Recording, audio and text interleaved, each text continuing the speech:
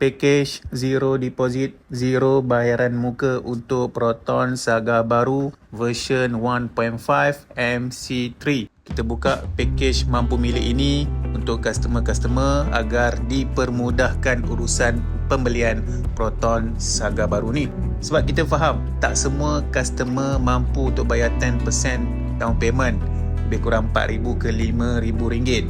Jadi kita pemudahkan urusan package kosong deposit, kosong bayaran muka, customer tak perlu bayar apa-apa down payment pun, loan approve, sign, ambil kereta. Itu untung dia untuk package mampu milik Proton Saga MC3 ni. Untuk apply, anda wajib mempunyai dokumen yang lengkap. First, IC. Yang kedua, lesen memandu, lesen kereta. Lesen motor tak boleh. Yang ketiga, slip gaji.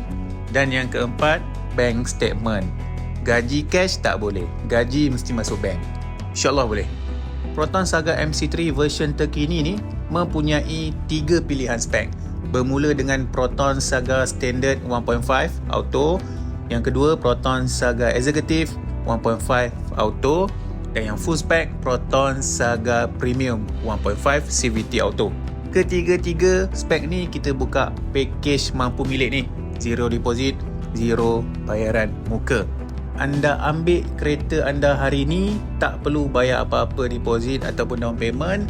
Bayaran bulanan, bulan-bulan berikutnya baru start bayar. Itu bestnya untuk package kereta Proton Saga MC3 mampu milik ni.